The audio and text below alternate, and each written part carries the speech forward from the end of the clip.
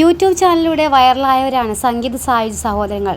ഇവരുടെ വ്ളോഗ് വിശേഷങ്ങൾ നമ്മൾ യൂട്യൂബിലൂടെയൊക്കെ കാണാറുണ്ട്. സഹോദരങ്ങളായ സായുജും സംഗീതും അവരുടെ ഭാര്യമാരായ രേഷ്മമാരും ചേട്ടൻ്റെ മക്കളുടെയും അമ്മയുടെയും വിശേഷങ്ങളാണ് വീഡിയോയിൽ അവർ അധികവും കാണിക്കാറുള്ളത്.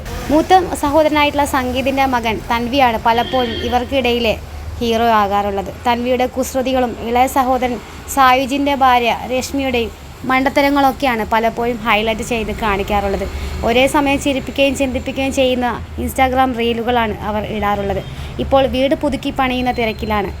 അതിനിടയിൽ സായുജും രേഷ്മയും നൽകിയ Q&A വീഡിയോ വൈറലാവുകയാണ്. വിവാഹം കഴിഞ്ഞതു മുതൽ സായുജും രേഷ്മയും സ്വന്തം വീടിനോട് ചേർന്ന് കുറച്ചപ്പുറം വാടക വീടെടുത്ത് അവിടെയാണ് താമസം.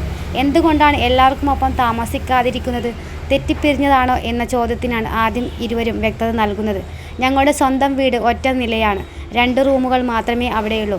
കല്യാണം കഴിയുന്നതുവരെ സെൻട്രൽ ഹാളിൽ ഒരു പായ വിരിച്ച് അവിടെയാണ് സായുജ് ഉറങ്ങിയത്.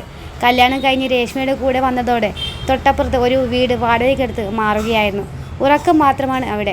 എപ്പോഴും എല്ലാവരും ഒരുമിച്ചാണ് കഴിയുന്നതെന്ന് സായുജും രേഷ്മയും പറഞ്ഞു. ആ പ്രശ്നം പരിഹരിച്ചാണ് ഇപ്പോൾ വീടിൻ്റെ 2ാമത്തെ നില എടുത്തുകൊണ്ടിരിക്കുന്നത്. സായുജ് രേഷ്മ പ്രണയത്തെക്കുറിച്ച് ചോദിച്ചവരോട് അത് പ്രത്യേക ഒരു വീഡിയോ ചെയ്യാമെന്നാണ് മറുപടി നൽകിയിരിക്കുന്നത്.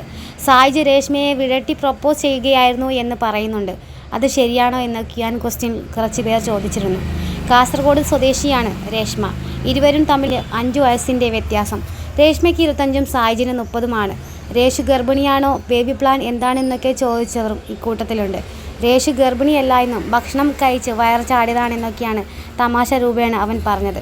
ബേബി പ്ലാൻ ഇപ്പോഴില്ല. കല്യാണം കഴിഞ്ഞ് 1 വർഷം ആയതേയുള്ളൂ എന്നാണ് ഇരുവരും പറയുന്നത്.